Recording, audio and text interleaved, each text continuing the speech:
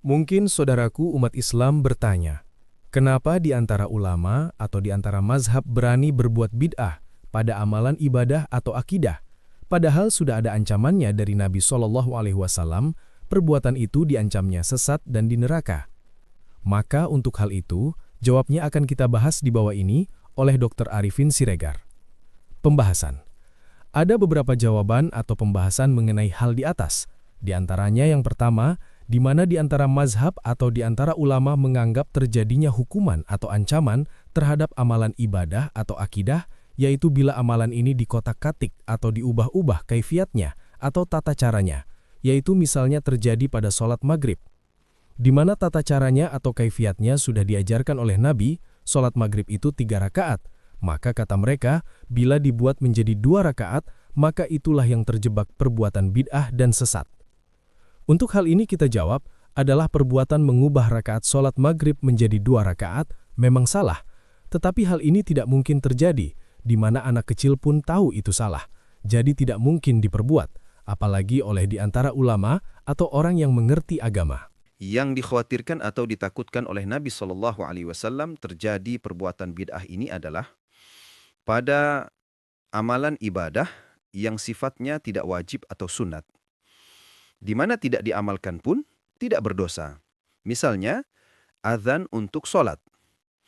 Maka dengan kelonggaran ini, maka di antara ulama menggunakan kesempatan itu terhadap amalan azan. Digunakannya untuk pemberangkatan calon jemaah haji atau penanaman mayat ke liang lahat. Maka dengan keterbukaan longgarnya kewajiban diamalkan, tidak berdosa, maka di antara mereka berani mengotak-ngatik kaifiatnya. Yang seharusnya khusus untuk tanda mulai sholat, itu pun penempatannya harus sholat wajib yang 5 waktu, namun mereka gunakan untuk hal pemberangkatan calon jamaah haji, penanaman mayat, dan lain sebagainya. Dengan dalil, apa salahnya? Kan berpahala. Syiar. Baik atau bagus. Tetapi mereka lupa adalah merupakan perbuatan tidak benar. Kenapa?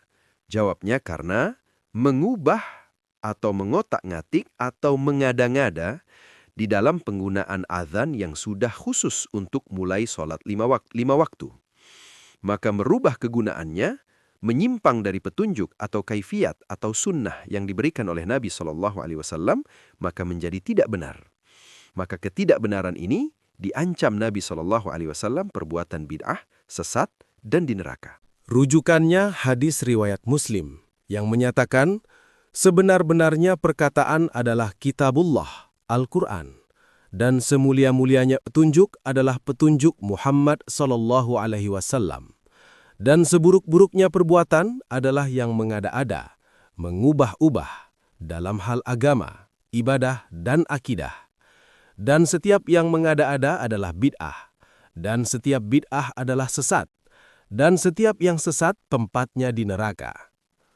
Rujukan kedua hadis riwayat Ahmad, di mana Nabi SAW menyatakan, mengenai dunia kamu, muamalah, kamu lebih tahu.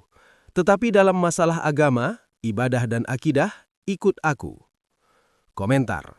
Jadi 2 hadis di atas inilah yang keterikatan tidak boleh mengotak-ngatik, merubah-ubah kaifiat ibadah dan akidah. Komentar.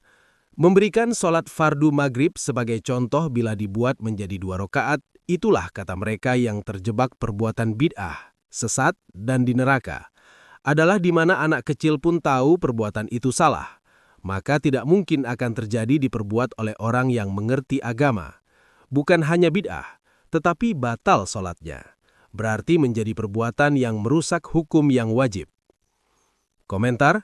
Kemudian penyebab kedua terjadinya perbuatan adalah mereka di antara ulama atau di antara mazhab memberi jawaban mengatakan, kata mereka sesungguhnya di dalam bahasa Arab arti kullu itu adalah bisa juga artinya sebagian.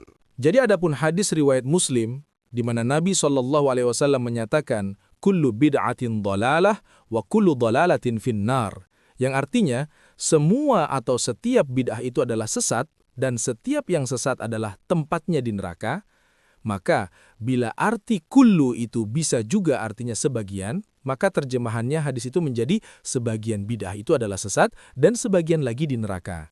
Maka dipertanyakan, yang sebagian yang sesat itu di mana tempatnya? Apakah ada surga cadangan?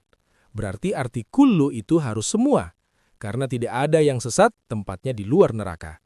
Berarti memaksakan arti kullu itu artinya bisa sebagian adalah merupakan pembohongan dan pembodohan kepada umat.